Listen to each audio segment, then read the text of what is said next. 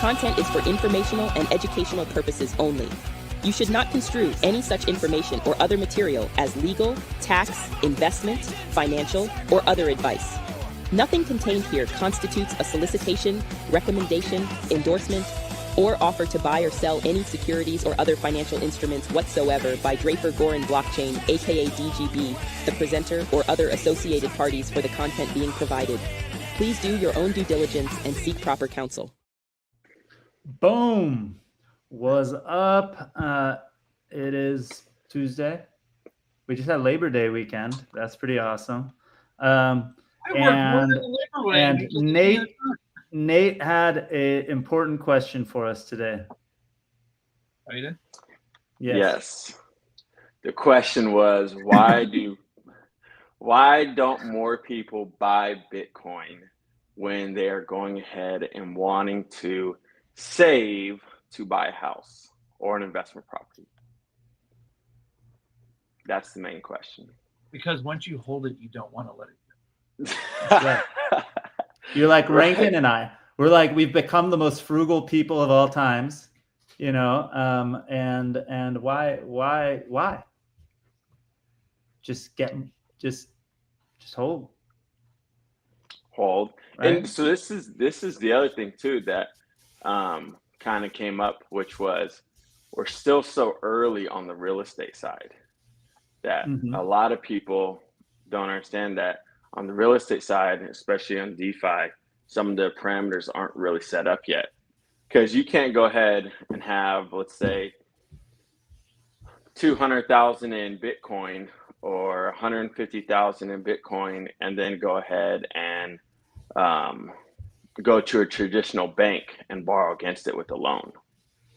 Wait, I have a question about borrowing. Not a traditional bank, yeah. A little early for that, but it's happening. Yeah, early. So I have a question about borrowing. Go on. Yeah. Once on Shark Tank, I forget her name. It's not the QVC lady, the older lady. Said to this guy, I will invest. Yeah, that one. I will invest That's a good pull, huh? I will invest in your thing, but I also get 5 cents of anything you make for 10 years. So my question is, why can't I borrow against my wife like that on a DeFi? Against your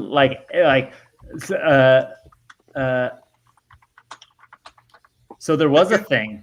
I think I know what you mean. So like if I go, hey Zuda, I'm gonna give you $100,000 and I get 5% of everything you make for the rest of your life. Yes, exactly. So there was this thing in the early days of crowdfunding that people created called the personal investment contract. And it's very problematic, right? Right? Like, I know you're trolling me a little bit because I can see the smile on your face. No, I'm not trolling. I'm seriously, that's really crazy. It's one thing for me to go, okay, Nate has a business. I'm going to invest in that business. And for the life of that business, I get something because I own a piece of it and I helped get it to that size.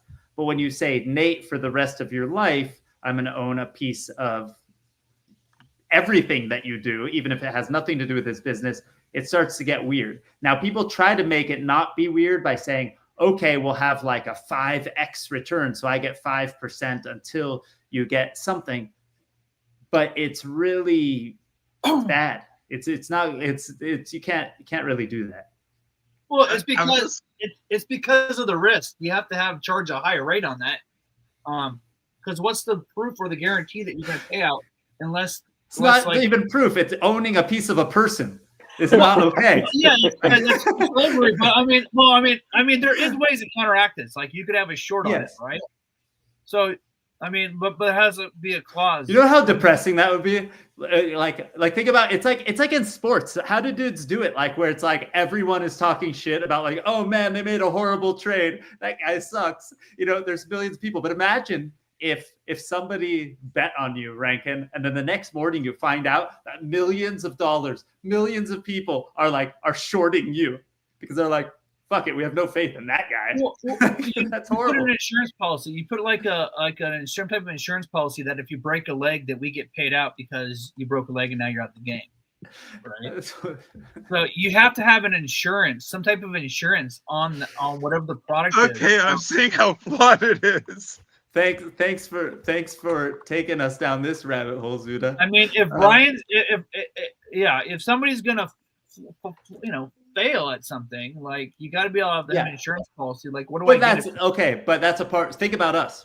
We're venture capitalists. We invest in companies, and for every 10 companies we invest in, hopefully 1 or 2 come through as the big winners, right?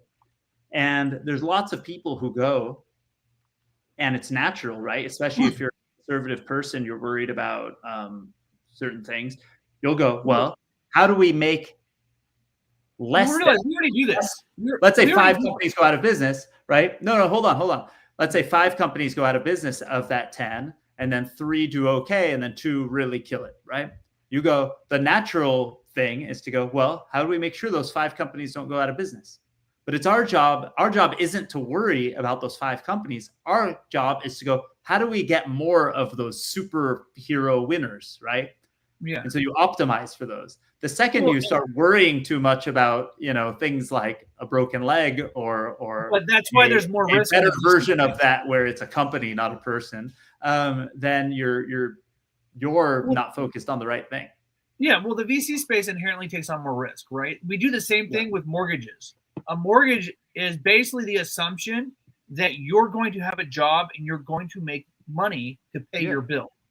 Your collateral is your house. The problem is in venture capital, like there's no real collateral most of the time because there's no asset yet, and that's why it's venture capital.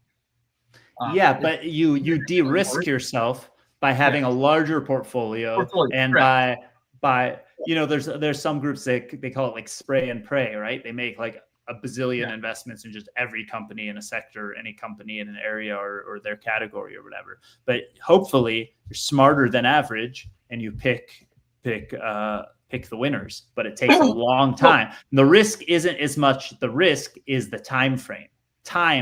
Who posted that thing? Did one of you guys post the thing that I saw on Twitter that was like status symbols versus wealth symbols or something like that? And it was like status symbol, a watch, a car, strong about it, whatever. And then there was another.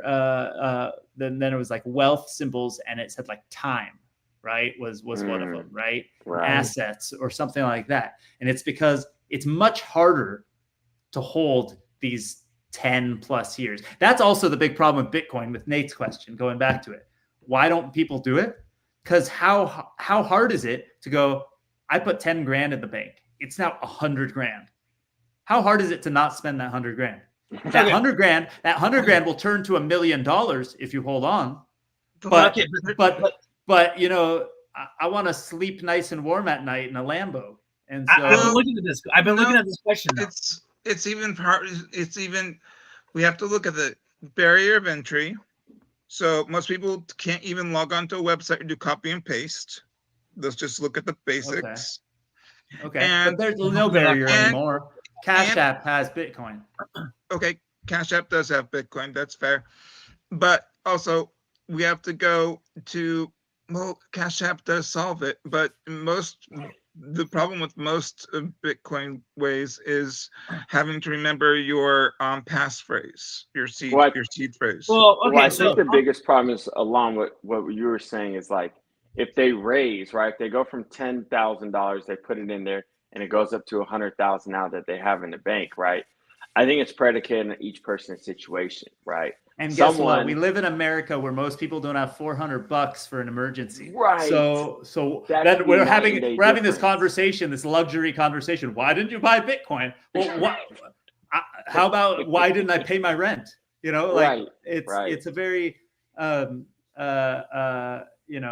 it's a very privileged conversation. But when we're talking to our parents, because you said your dad brought up that conversation to you, that's a different thing because our parents are sitting in 401ks and things like that because they're wanting to retire and do the things that you do when you're older. And that's a scary thing too, because you're also focused on holding all of your money as much as possible. And Bitcoin is volatile, right? Yep. If you ask certain people, they're really down on Bitcoin right now because the all-time high was 20% higher a few days ago. I had like 0.1. I don't know about 20%. I'm exaggerating. I had like I had 0.1 Bitcoin at $50, and I sold it at $100 because I know it's going to drop back down. Probably, it's very volatile. Absolutely, it's volatile, and look, we're up 87% this year, or in 1 year, right? That's insane. That's crazy. That's if you bought some exactly 1 year ago and you sold it today, you're a better investor than 90% of investors in the world by IRR metrics or whatever. Well, but that's not like Well, my mom bought ETH at $1, and she still has it, at least half of it. Matt on our team just texted me. He said, "Why didn't you buy Bitcoin? Why didn't I pay my rent?" He's like, "I had the same exact interaction over the weekend." So I hope you did the right thing, Matt, and bought some Bitcoin. I mean, it's a crazy. And then there's the opposite side where the guy who has 4 houses wanted to sell all the houses and put his family into a van to buy all the Bitcoin he could. Okay, well, that guy's nuts, but also genius. That's right. But being nuts and being a genius, kind of the same goes thing. hand in hand. Yeah, but look, he's a nice guy. I know him personally. I know. He's nice. He's a genius. I just said he's a genius. When I call somebody nuts, I'm not making any judgment on if they're a good person or not. Nice. I know most of my favorite people who I think are good people are nuts. I'm nuts. Yeah. So you didn't have to say that out loud. We already knew. But show everyone your shirt, by the way, because it's cool, right? It says, "Admit it, life would be boring without me," right? So, but okay, wait, what was I gonna say the thing about the rent? But I think the real question, right? Because I'm a little bit trolling when I go, well, it's a choice between changing your tires and buying Bitcoin. Right. But the real question is for all of the people who can afford it, right? For all the people who have 401ks, for all the people who do have a savings account, college funds for their kids, and responsible. I shouldn't say responsible, but kind of responsible, wealthier people, right? People who could buy a Lambo, don't buy the Lambo, right? They're right. Those people who are financially responsible, at what point did they become completely irresponsible not buying Bitcoin? And are they responsible if they're still at zero? Well, right. I mean, I had Bitcoin when it was $50, but we didn't know what it was going to become. So the stupid things I did, I don't really think add up, because we thought it was just going to be a 1-to-1, which was be $1, basically. That was the goal. Online currency, not a store of value. So I don't really count those as poor judgments. I count those as a different time. I think it's about do people leverage what Bitcoin has to offer to give them some sort of advancement in their day-to-day life or their family's life, right? It's like what Rankin was talking about. Like, we have all the everyone knows, okay, not everyone. A lot of people know what high yield savings are, right? You put your money in high yield savings. But like you just said, Alon, 87% it's gone up. Like, you go ahead and put the money in there. It's like, my Bank of America that gives me 0.5% if I'm lucky, right? Or like, you go on bank rate, you go to a bank you've never heard of, you might get 2 or 3%, and that's way better than zero, right? And everyone should do that.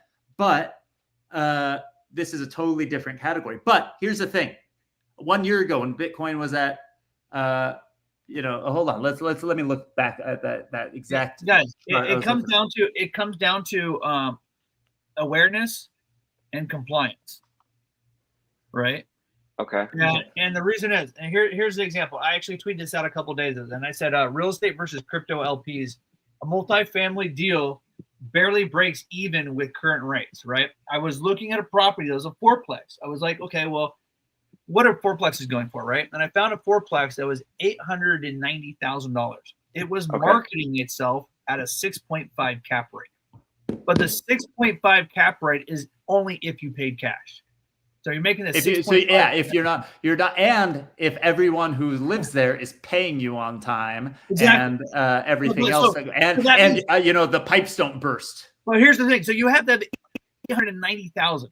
I'm right. I'm like, in order to get the 6.5%. All right. So here's the thing. I'm like, okay, what if we put a quarter down, 25% down, right? That was 225,000. So I said, with a multifamily deal barely breaks even with current rates. While an ETH BTC pool can earn 3 to 6% if structured properly, right? Sometimes the decentralized route makes more sense. A 222,500 was the down payment. So at 25% on 890,000, the property was give you 0.76% return. So I can take that same 200,000, 222,000, put it in a DeFi liquidity pool, make 3 to 6%, or I can put it as a down payment on real estate and get less than 1%. So the question people will argue that the upside, the real estate will keep up with inflation over time. Yes, the debt. Well, so does crypto though, right? So now the question is the real estate piece is the leverage position on the debt because now I have somebody else paying down the debt. So the question is, the growth on that leverage position, is it going to be greater than the growth of Bitcoin and ETH over the next 10 years, 15 years? Similar to the conversation we had with Jonathan Farjo from Lunar Crush. He changed his name on Twitter to Jonathan, and after many years of being John Farjo on Lunar Crush. So I like it. I actually used to get mad because my cousin, who would go by Jonathan when we were kids, when his friends would call him John, I'd be like, he's not John. It's Jonathan. Yeah. So Jonathan Farjo, our good friend from Lunar Crush, he had this same epiphany years ago. He's like, and on top of it, maintenance on real estate is a huge pain in the ass. You have to pay for either insurance companies or like a third party to go fix the pipes, go fix the toilet, go paint the fence when it gets ruined, all the different things that come along with it. No maintenance costs of Bitcoin, right? I mentioned as a guy who was selling a hotel this weekend, apparently, and that was like, I'm like, bro, I'm like, swapping it for some ETH. I don't know what he's doing, but no, he's like, oh, crypto. What is the guy? Typical person, oh, crypto. I think it's reached its maximum, right? But that's because these guys are keeping it on the exchange and don't really know how it works. Yeah, like that's, they don't have any. If they believe that, it's the same thing, right? They don't have any, because this is what I tell people. The second somebody gets $50 or $100, like some amount of money that's meaningful to them, they start looking. They start seeing the alerts from CoinDesk or from Coinbase, and they go, wait, why did it just go up 10%? And then they look it up, and then they start to understand it, and they start to learn about it. But you don't care about the things you don't have. You might have an opinion because we all have opinions, right? But it's like you know, the difference between two kinds of cars. Like your friend gets some fancy car or something, and you go like, I prefer Audis versus Lambos. Well, I don't own either of them. I just like the way they look, right? Or whatever, right? We all have opinions on all sorts of crap. But I will admit, I routed out my own sewer line this weekend and replaced the toilet myself. See, that was my Labor Day week. And this is, I can afford it. I can afford a plumber. Yes, exactly. You could afford a plumber, but you chose. Do I want to? No. You're an extreme case. You're an extreme case. I understand. There's the honest answer right there. No, there's somewhere in between. There you go. But I will say this is one of the reasons why I absolutely love Rankin, like to an unnatural level, because it practices. I think people. The biggest thing human beings hate is hypocrites and hypocrisy, because your brain goes, that person's lying. They're not telling me the truth. And their version of the truth could be something you disagree with entirely, right? But if they live authentically, you're like, all right, that person's thing. But when somebody's like telling you something and doesn't live it, and Rankin is the guy who's telling people on Facebook to buy Bitcoin when Bitcoin's at 120K, but he's doing it. He's buying $5 worth. He's buying $10 worth. He's going, I didn't get coffee today. Instead, I got Bitcoin. And that's cool, right? That is. And so I want to fight with him when he goes, my wife says we need a new microwave. And I'm like, what the hell is wrong with you? Go buy a new microwave. And he's arguing about it. And I'm like, this is nuts. Like he's on the borderline. I replaced it 5 years ago myself. 5 years ago, yeah. Planned obsolescence. I'm totally against planned obsolescence. If I have to replace it every 5 years, it shouldn't be bought. Next time they're doing it in a hole. I have to replace the damn toilet.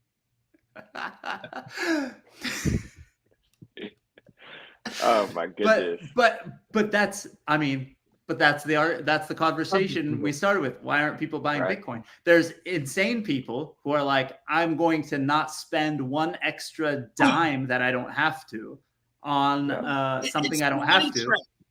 It's the money trap. It's the fact that people don't understand how money works, and the fact that how a person can be making the same amount of money today, 15 years later, even though they get raises, and they feel like they still don't have money, and it's because everybody's chasing fiat that doesn't hold value.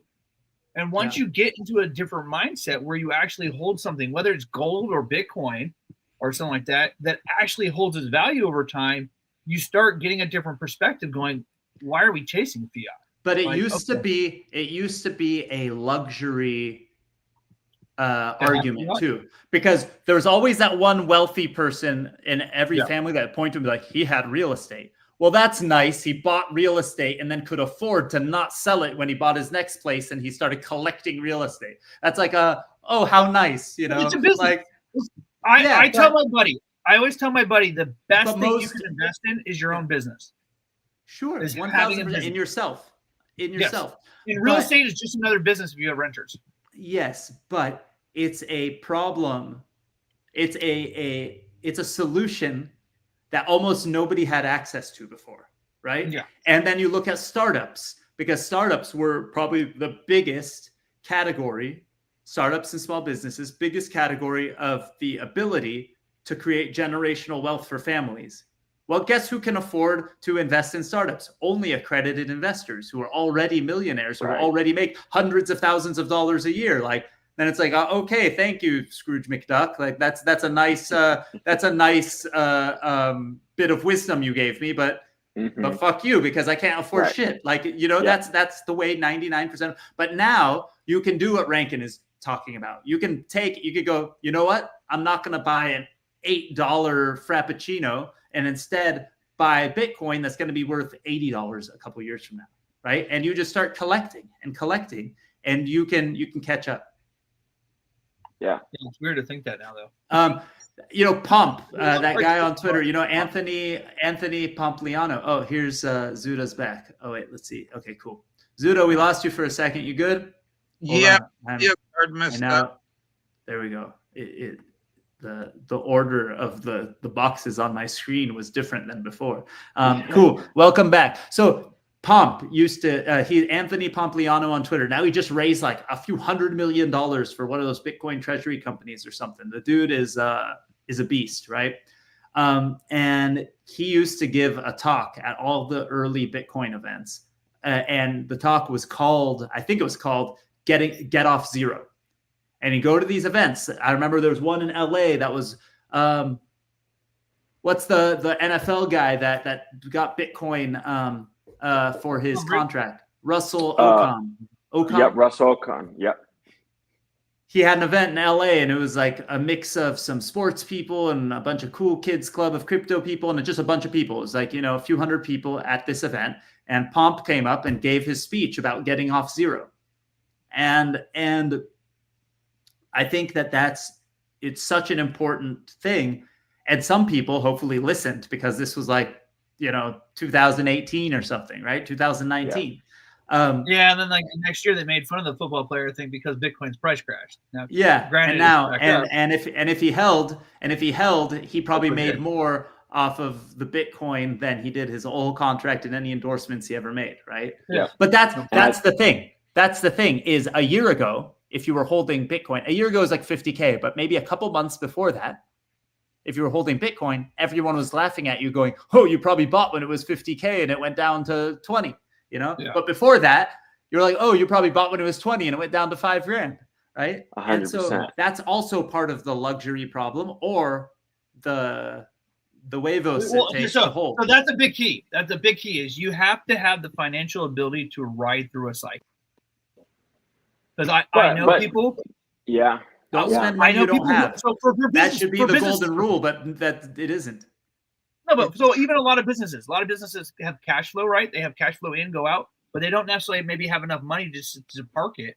And so, like, I know a guy who tried to do a contract and did it in Bitcoin and got paid in Bitcoin for the contract, and then Bitcoin's price went down, and it screwed him because he still had to pay all the bills, and he couldn't just sit on the Bitcoin to let it recover back in price, right? And so there's those circumstances. If you have the ability to take it, put it off to the side and be like, hey, we have enough cash flow to cover the rest of our bills that we could do that, then that's great. Yeah. And he would have won if he did that, you know. But the problem is, I think you put it right. It's if you have the ability, you know, because a lot of those corporate jobs will allow you to do the like, oh, take 5% of your paycheck, put it in a savings account. Like you could break down. I know, I feel like I'm very jealous of people who did that version of that to direct to Coinbase to buy Bitcoin. Because you've been able to do that for years. And I remember people saying they did it. And I went, oh, that's cool. And I didn't do it, right? Like there's also a bit of the reason why I think Rankin is so smart with his stuff is because all these years I've been talking about it, I didn't go buy $5 at a time, $10 at a time. But that would have equaled thousands and thousands and thousands of dollars. The one time I did it was when Robinhood made the announcement that they're adding Bitcoin. I went into my account and I was like, oh, I have like $40 in here from some random stock that like went down to zero. I took that $40 and I bought Bitcoin with it because I wanted to support a mainstream group that added Bitcoin. And I forgot about it. And then it was worth like $1,000 later.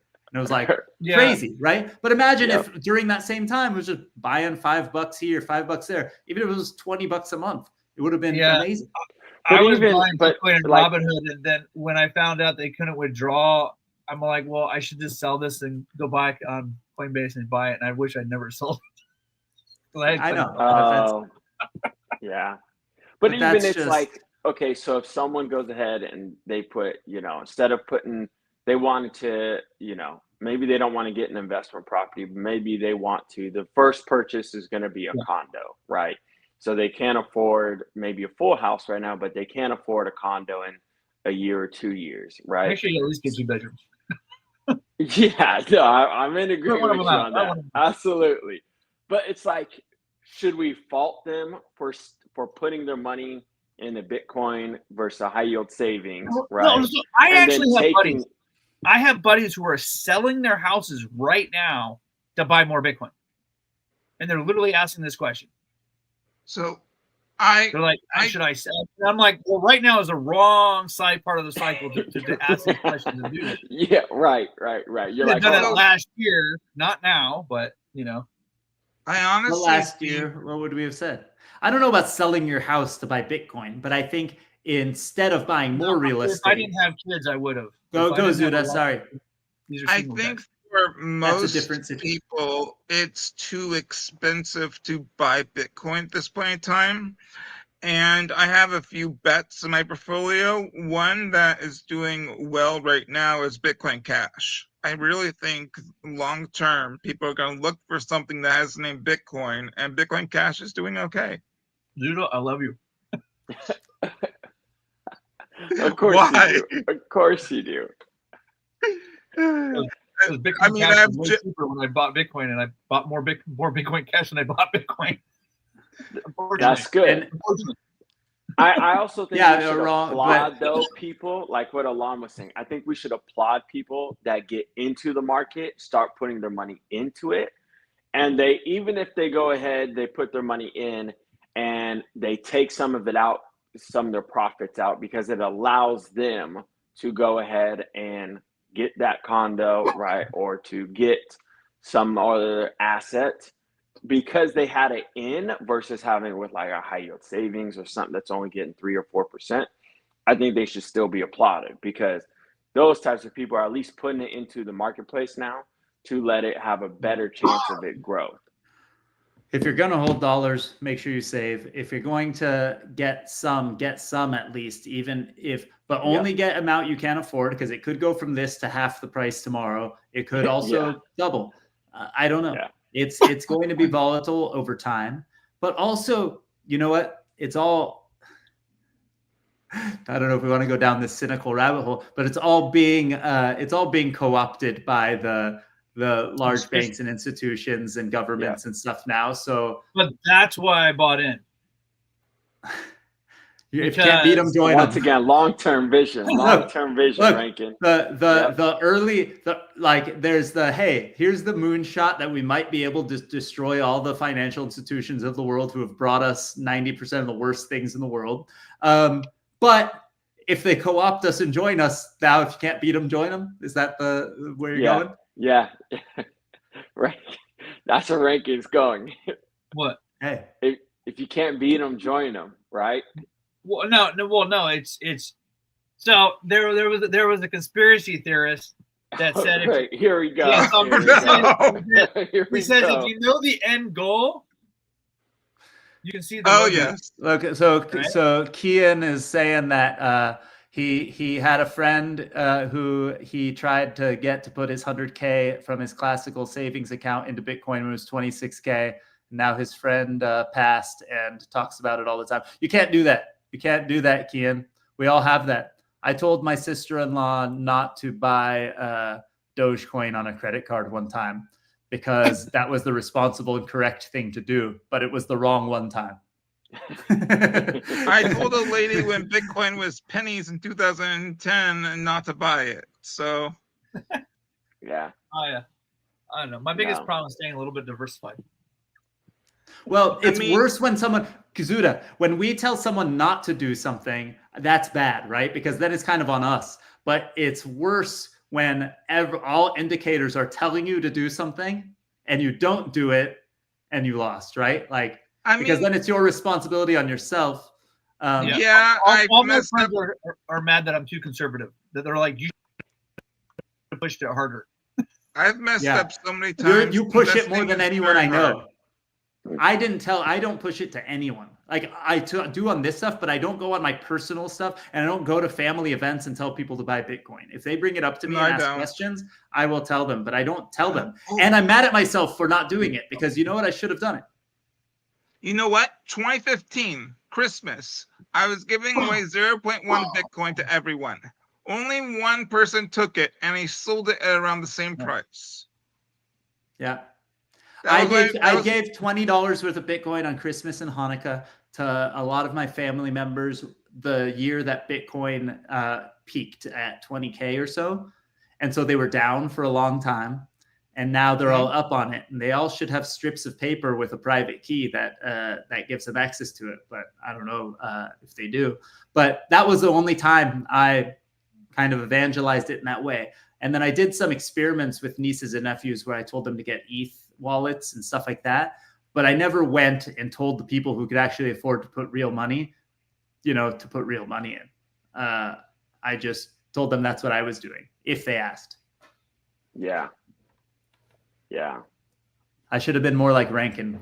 Then I'd be surrounded by people with lots and lots of money. Maybe. Or they would have said no, and then I could have been like, see? We do an elephant exchange. And I brought a hardware wallet to the Christmas party. This was a couple of years ago. This was like in 2020. And I was willing to help anybody who got it, and nobody wanted it. And I ended up stealing it back. And it was probably the most expensive gift in the elephant exchange. Nobody. They're like, why would I want this? I'm like, trust me, you want it. They're like, I'm like, fine, then I'll steal it back. Nobody wanted it. Like, I was like, they all are thinking about that moment every time the news starts talking about. They probably don't realize what a hardware wallet still is. Like, I mean, like, they're friends with you on Facebook. Did they just mute you? I don't know. I don't know if they're on Facebook. Oh, okay. So I have Bitcoin Cash, Jasmine, Link, and Tezos, and a tiniest bit of Bitcoin. I know. I just got off a call with somebody in the Tezos community who is very, very high up the food chain. Some might say at the top of the food chain. And I'm pretty bullish about it, to be honest. I don't own much personally, and I think I should. I'm every once in a while I go, man, maybe I should get more, because I think long term there's a big opportunity there. On the Bitcoin Cash, you're saying specifically? No. Tezos. Oh. I'm not going to say anything positive about Bitcoin Cash. I think Bitcoin Cash has a better future than Tezos in the long term. Oh God. Why? Is anything being built on Bitcoin Cash? Is it other than people want Bitcoin Cash sounds similar, so I'm going to buy some? They are still maintaining it. I looked into that. Okay. So it's maintained. Okay. Unlike Bitcoin Gold, Bitcoin Cash is maintained. Alon, do you think that real estate in the next several years, do you think that we'll start to see more lending companies go ahead and get involved on the DeFi and Bitcoin side? Yes, well, we saw the Pulte made that statement, and then so he's the head of the what's it called? Not the FHA, is it the FHA? But he's in charge of Fannie and Freddie and all the government, real estate stuff. He's the real estate czar, or whatever the term is for him. He put out a statement that the FHA and Fannie and Freddie and all them had to allow people to use their wealth in Bitcoin. He made it a little bit general, like crypto, but he kind of implied Bitcoin and ETH so that you can use that as part of your wealth. So before, if I wanted to buy a place, you could only show what you have in a savings account. Some equities and things like that, you could show, I own this much Amazon stock or something like that. And it helped you in qualifying for getting a loan. But any amount of money you had in crypto did not count. So it actually incentivized people to not hold crypto. People like me who were thinking about buying a house didn't buy crypto because they needed to have a savings account with dollars in it and needed to sit in a bank for a certain period of time for it to even count. So you couldn't just be like, okay, when I want to buy a house, I'll sell my crypto, put it in my Wells Fargo account, and I'll go buy a house. Then it has to sit there for 90 days. And now the government is saying that banks have to look at your Bitcoin and count it towards money. But it has to be now we don't know. Custodian. It has to be. We're gonna have to find out. Look, if you want to buy a house or whatever, you break off some of your Bitcoin or all your Bitcoin, you put it on somewhere like Coinbase. And then right now, Coinbase will let you borrow against your Bitcoin if you have it on exchange. Yeah. The LTV is like 75%. I have a buddy who's doing it. But what's the rate? 6.5% loan. 6.5%? That's like actually 6.5%. Really good. I thought it was. Let me double check. I remember when very recently, like a few months ago, were the first loans that were finally breaking 2-digit interest rates. So some of the groups were giving 9% and stuff like that, which is incredible. 7.5. But that's amazing, right? If you want to borrow against your house, it's comparable, right? Well, so there's no real payment terms. There's no real payment terms. You pay it as you need to. Yeah, but that's not necessarily a good thing, right? Because you want to pay off debt because you're incurring interest, right? But they're utilizing Morpho on the back end. Flexibility, the flexibility if you need it exists now. Huge. So if Coinbase, here's the beauty of our industry, right? We wish that DeFi would just be proliferated and completely destroy the old system that's not fair and predatory and is all screwed up and got us into a big mess. It's not going to happen overnight.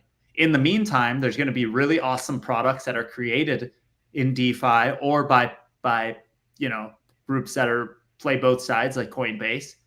And now all the banks and institutions will either have to lose customers or compete. So what'll happen is savings accounts rates will get better, right? Banks will start offering some of these products and that'll be really good for all of us. So And by the way, if banks start competing and they want to take away some of Coinbase's business, they'll have to offer a better interest rate. Then Coinbase, to compete, will have to lower their interest rate too. And then maybe pretty soon we'll have better interest rates borrowing against our Bitcoin than you can on your home. Yeah. Or at least similar. And that'll be awesome. Right. And now there'll be very few arguments to buy real estate versus Bitcoin or whatever, which might make the real estate market more affordable for those of us who maybe graduated college during a financial crisis, right? And couldn't afford shit, right? And so this is hopefully good timing. So to answer your question, there is one of those gurus who looks into a crystal ball on Bitcoin Cash. There's a you and Rankin. Pump my bags, boy. Pump my bags. Hey, Rankin. Wait. Let's just ask you, Rankin, would you buy more Bitcoin Cash right now? I'm okay. I'm good. No comment. Exactly. You know, it's more about so just want anybody who doesn't understand Rankin's motivations for Zuda pumping it, right? He doesn't agree with Zuda, but he wants his bags to be pumped.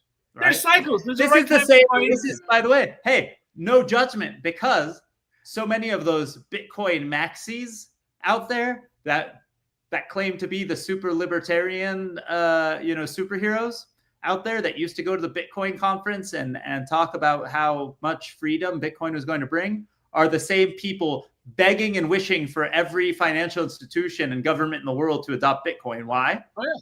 Because they don't give a shit about their libertarian freedoms. They give a shit about pumping their bags. So Rankin is honest. Yeah. Right? No. All of those other friends of ours are full of shit. Oh, I've had brothers who use Bitcoin for payments.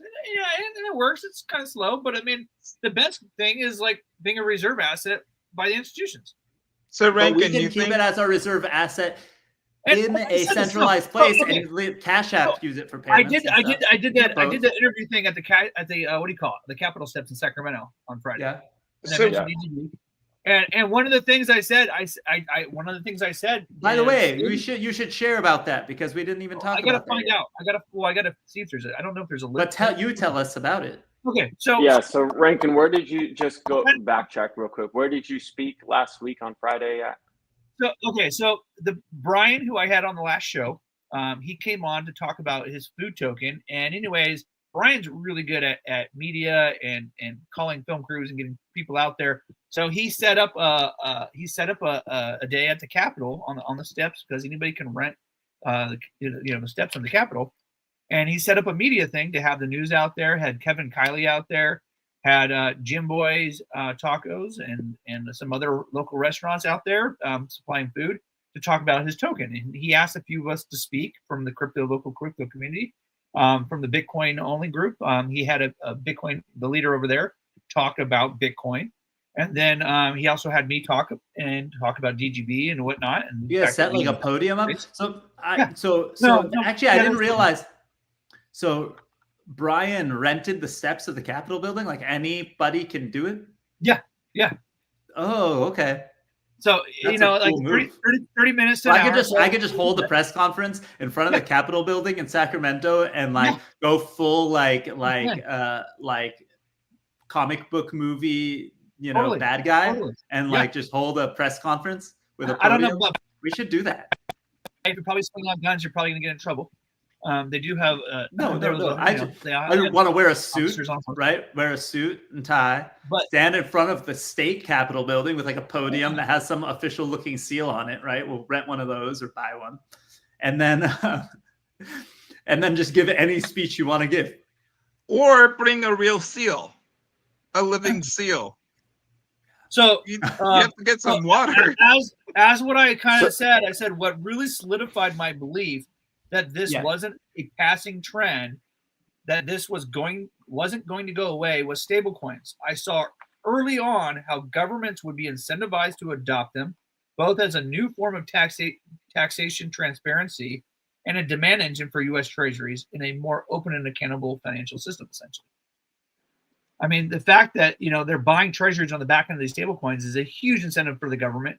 And not only that, a surveillance economy where everything is on chain to track your stable coin. Now you're selling the government on a surveillance economy. Well, but no, the government's been working towards that for the last 10 to 15 years. And if you're for the last 100 years, you're living under a rock.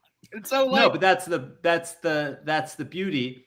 But the funny thing is here's maybe where it came to bite us in the butt. Actually, it didn't come back to bite us in the butt. It was always going to happen this way, right? Everybody is fighting against a CBDC because they're like, we don't want the government to have control over all of these things, right? But most of these transactions are happening with stablecoins. And guess who's going to own the stablecoins? The world's largest financial institutions. Who controls the government or puts most people in power? The world's largest financial institutions. It's both the same thing.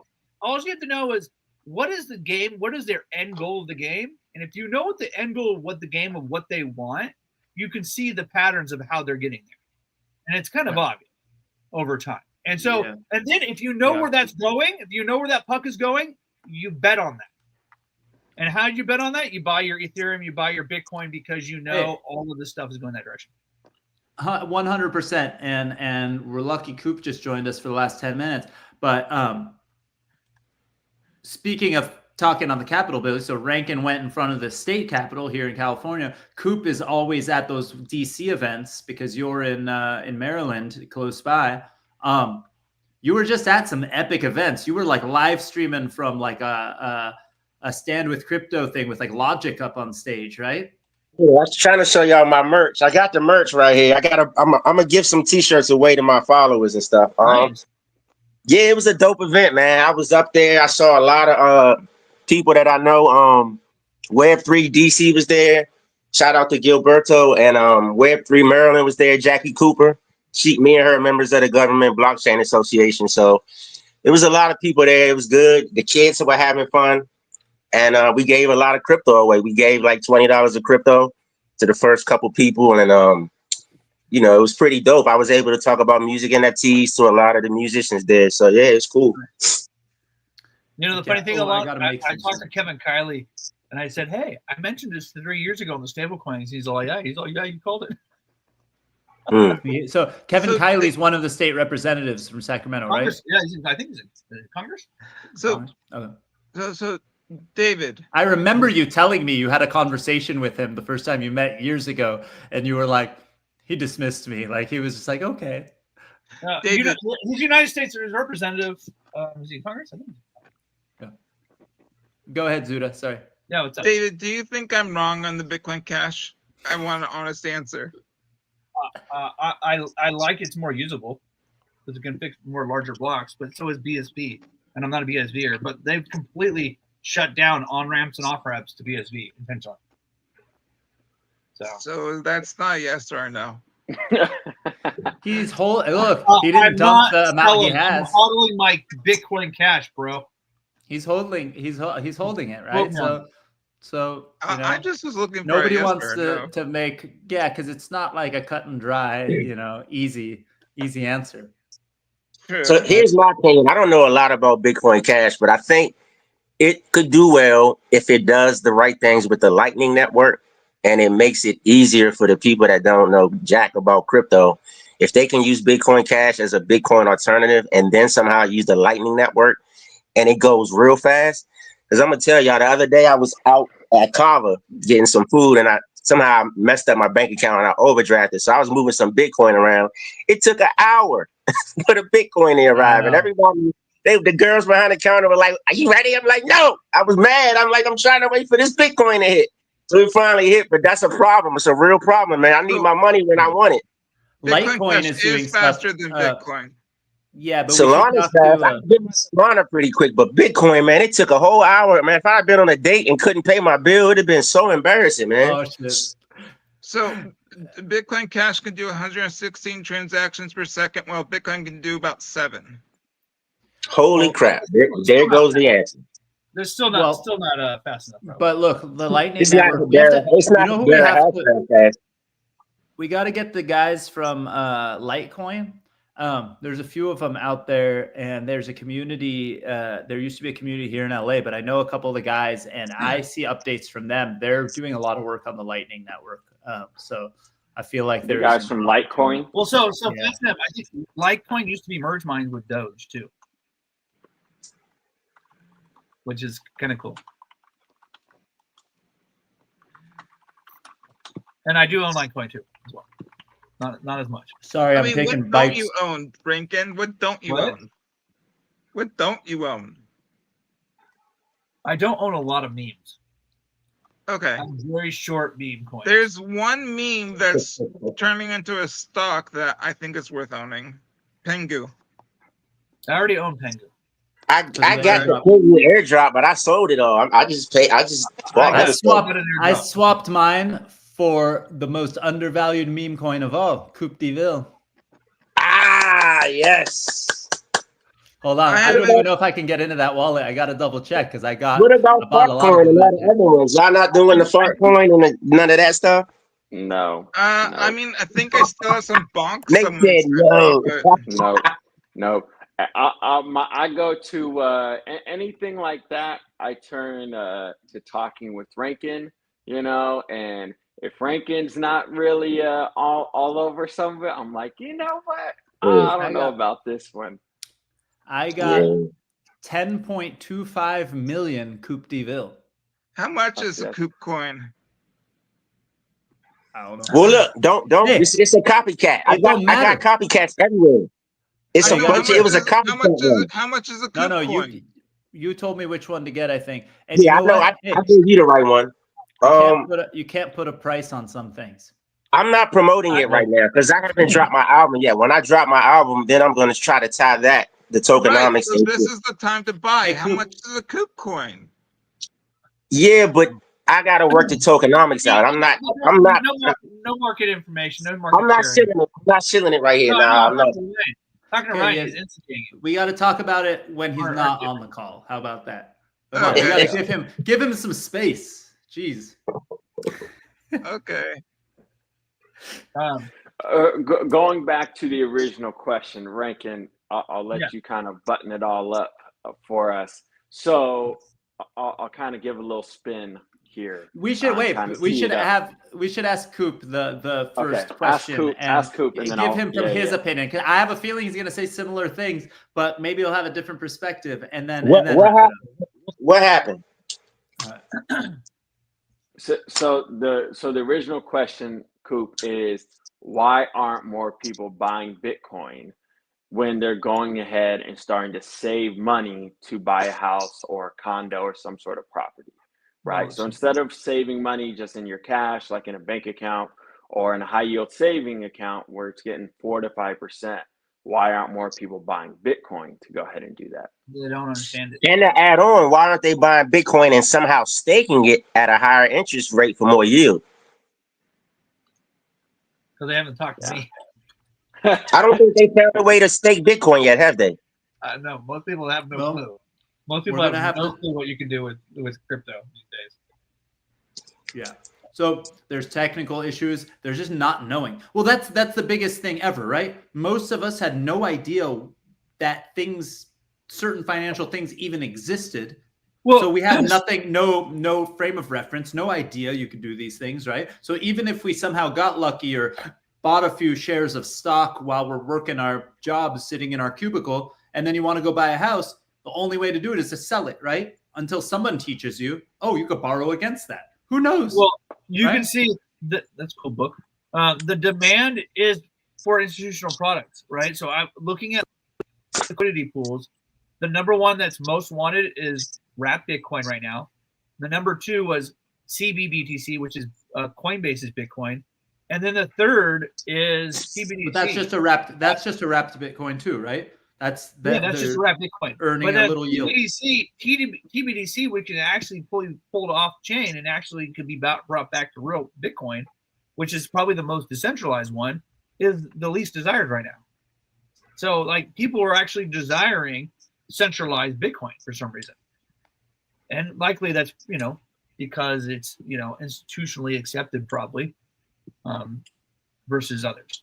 right? And that really shows us is the institutional people, the people who have money who are playing in the space, maybe a hedge fund or something like that, and not necessarily people. And people just aren't educated about this. I mean, I talk to people all the time.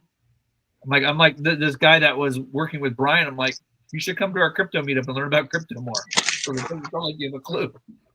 We should get Sid back on to talk about Bima. Bima, yeah, I'd love to know about Bima for sure. Sid, okay. Dang. Yeah, let's get Sid on. Because Bima's doing things There for it the is. Bitcoin community that people want to hold. Yeah. It's like Pokemon, bro. What about Pokemon? Gotta catch them all. That's David Rankin's investment philosophy. Gotta catch them all. I mean, I get it. I don't have as much as Rankin does. If he wants to spot me $1 million, No, sure. but that's the beauty. Rankin will experiment, and then he'll show us that he walks the walk. He'll buy $5 worth. He'll buy $2 Yep. worth. Yeah, well, that's the thing. I do. I own. That's how he experiments. I own one fart coin. Oh, really? Okay. Just Now so I I'm can getting watch a philosophy. That's not enough, man. But that's the thing. He'll buy one. Yeah. He'll buy one of something, and then he'll look at it for a week. He'll learn about it. Like he does the real research on all the stuff. Which is the essence of the entire point, though, right? The essence of the entire point, along what you were saying earlier, is more people need to just get involved. Because once you're in the game, once you're in the system, now you can actually start to go ahead and pay more attention to it. You get to see how it really works, what other opportunities you can go ahead and utilize from it, right? How you can leverage it in different ways. You know, it's like Rankin, what you were just saying. There's so many additional ways you can go ahead and leverage Bitcoin, right? There's so many other tools out there. But if you're not in it, you're only paying attention to what the mainstream media news says. Well, exactly. You're never looking at it. It's like this, you know, you're not paying attention to the game until you got skin in the game, right? I mean, I will tell you, I've got less than $1. I've got in each of these is less than $1, right? I've got this poor guy token. I got a soldier coin token. I've got fart coin. I've got the squirrel peanut thing. I've got like bonk, but every one of these is less than $1. Right. I'm not risking money, and I'm not buying it to get rich. I'm buying it to understand the market, to see where that mindset is actually at. Right. Okay. You don't understand that mindset until you have a skin in the game. You can actually see, is this up? Is this down? Why are they buying this? What's going on? And then when you have a little skin in the game, you understand it. And it's the same thing with Bitcoin. You know, like I tell people, figure out how much money you're willing to lose, because you have to be willing to just treat it as a loss. Otherwise, your emotions are going to be tied into it, right? And you can't do this with emotion. Then you figure out how much money you're willing to lose, so that way it doesn't matter to you if you lost it. And then you take 10% and you just buy Bitcoin right now. That way you have skin in the game, and then you get to know the market. And then I say buy on dips. Yeah. Buy on dips and just gradually DCA on dips. And if you're already in the feeling that, hey, if I lost this money, mean? I'm good. I don't Dollar understand. cost average. Dollar cost averaging. And I say do that whenever you see the Bitcoin price drop. When you see a big drop, buy another $5 or $10. So the other day I was on Coinbase, and I bought like 20 random coins for like $3 a piece, and I just bought them. I'm gonna hold them, and I'm gonna keep doing that here and there. And I'm gonna try not to touch it, because I just want to have a little bit of everything, man. Why not? Okay, I'm trying to buy Duke DeVille coins, but MetaMask won't let me. Jim won't let you. Jim won't let you get. Jim won't let you. Talk in hyperbole. Right? It's not what DCA means. DCA does mean to do it regularly, like on a specific mark.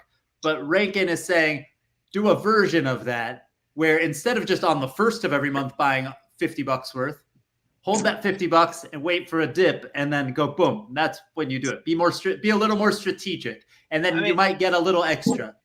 Bitcoin's at like 110 this morning. Last week I bought $10 at 109. Hope you're doing good, Jim. Yeah, shout out to Jim. Shout out to Jim. He's an OG blockchain and booze. Yeah. Him and Coop have some records as being, some of the only dudes without their shirts on We don't need to revisit these records anymore. And then you started putting hats on, and matter of fact, Dave put the hat on, and we all came back with weird hats. You don't remember that? Well, it was extra. It was extra because here's the thing: is David Rankin was staying up late, but David Rankin was staying up late on the Pacific time zone. So him and I were reaching midnight and stuff like that. You're on the East Coast. So it was like 3 a.m. for you. You guys are like out of your mind. Jim is like in New Zealand or something, which I think he was the only one who was in a normal time zone at that point, right? Like, I don't think it was middle of the night. He was like middle of the day, but the rest of us were losing our minds because late at night over COVID. It was good times. Good times. Yes. You know, I need to reach out to some of them. They used to have a group on WhatsApp, and I lost touch of some of the people, Helena and there's still meetings. There's still meetings, bud. All right, send me the link. I got to join the group again. For Jim, it was 4 p.m. So hey, Rankin, are you willing to share your wallet address so I can look and see what you're in?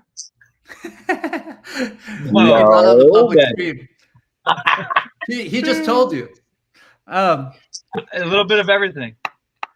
Okay, that's all right, guys. We're way over time. We're way over time. I got to jump to another meeting. Any last words? So wait. So Coop, you said you're gonna share some stuff once you do the album. I just dropped my latest music video NFT on the base L2 on Ethereum. It's on my Twitter page. Y'all can follow me on Twitter. It's the first post pinned up top. I'm selling it for a modest price, around $20, and I'm going to be taking it down at some point. They're not numbered per se, but I will give y'all some alpha. If you buy the NFT, it's going to be token gated to other things coming in the future, including our Discord channels, the WhatsApp group, Who are you doing it to? Are you doing it through your own website? I'm doing it through Transient Labs. I actually use Transient Labs. I forgot how I found out about these guys, but I went in there and looked at all of it. It looked good, and I decided to put my NFT on base through their platform. Interesting. I haven't heard of that. But this is the same NFT I dropped on Tezos a long time ago, and I only dropped 25 copies. So this one, I left it open just so more people could buy it. Oh, my sign off is my goal today is to make the equivalent of 1 million dong. I'm already halfway there. That's $37. And David, I built what you asked for in the at the end of the chat. I just don't have the HTML up. So yeah, I built that. We could talk on the back end. All right, this was a good one, guys. Heck yeah. Hold on, I don't know if I have enough money on base. Do I have enough money on base? My transaction was submitted. Am I the first one to get it, Coop, or did you already? You probably the first one to get it. I was going to buy one for myself, but I just did. Yeah, I didn't get one yet. First, number one. Number one, you got the number one. That's it. MetaMask I like being let first. me buy Coop. Will Coinbase let me buy Coop? Try using Trust Wallet instead of MetaMask, because MetaMask sometimes acts up. Try Trust or Zero. Hold on. What chain is Coop the coupon? Isn't it on Solana? It's on base. It's on base. The Coop meme coin is on Solana. The Coop NFT right now is on base. Yeah, and Tezos. I probably already own the one on Tezos, but if not, I got first one on base. Yeah, that Tezos. Yeah. Where's Kevin at today, y'all? Did y'all talk to Kevin? No, Kevin wasn't on today. I was supposed to talk to him later today, but that's tomorrow. I canceled our meeting tomorrow because I have another meeting. We'll catch up with Kevin soon. He got some really cool things on Tezos Finance being updated and his stablecoin stuff. So we'll hear about it and get a whole Tezos update soon. Coop. Oh yeah, we're gonna do a Punk Ape Strong Coop collab soon. I just I said, here's a funny thing. I said, you guys remember Joe Bear? He used to come on Blockchain of Booze. The guy that would be in a recording studio with guitars behind him. Yeah. Long hair. Yeah. I sent him one of my songs, and he added bass guitar, multiple guitar tracks. He fixed the drums, and it sounds like a legit country song now. No joke. I'm gonna do the same thing with Coop, and Coop is gonna help me make Hey, look. the ultimate hip hop track.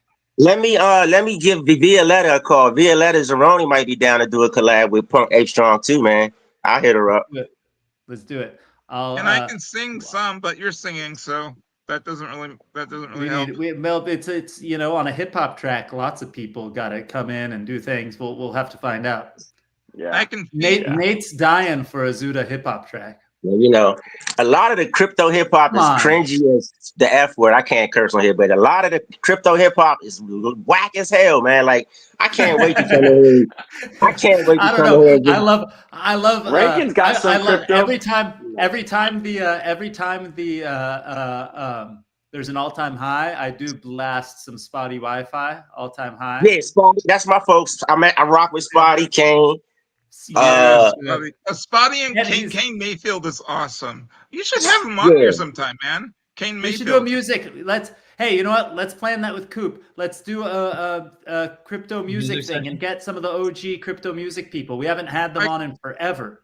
We've had. Remember, Blau came on Blockchain and Booze back. Yeah, you got to get Blau. You got to get who else? The guy that used to tour with Logic all the time. That's a crypto dude. Oh, he was really cool. He put out a really cool album. Wale? Wale?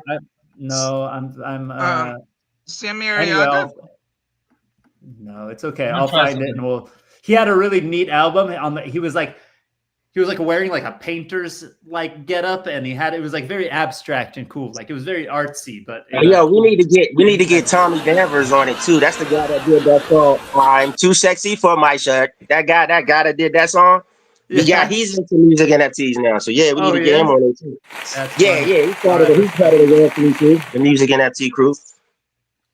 All right, I got to my jump, computer guys. Doing this. I'm gonna jump. Okay, guys. Bye, Nate. Peace. Peace. Have a great week, everybody. Let's set up a music NFT, music crypto hang. We'll get the Calypto guys to talk about what they're doing. It's AI music, but I think there's going to be more crypto added to the mix at some point. Or if not, we can all try to convince them to. It'll be a fun hang. All right, guys. Another thing. Last thing I just thought about. I was on the phone with Ray Charles's youngest daughter earlier this week, and she has a dope new sound platform that they're rolling out. It's got a lot of my other friends that are doing music NFTs on it, and I'll share it later today at some point on social media. But shout out to her, and Sound Rig is the name of their platform. All right, heck yeah. All right, guys. Zuda, were you saying something before we sign off? I just said when talk. That's all I said. Oh, okay. Yeah, we were supposed to talk, and then it was my kid's first week of school, and then I didn't get on a call with you, so we're gonna do that soon. Okay. Thanks. Bye, everyone. Have a great week. We'll talk to you soon. Ooh, that was cool. Peace.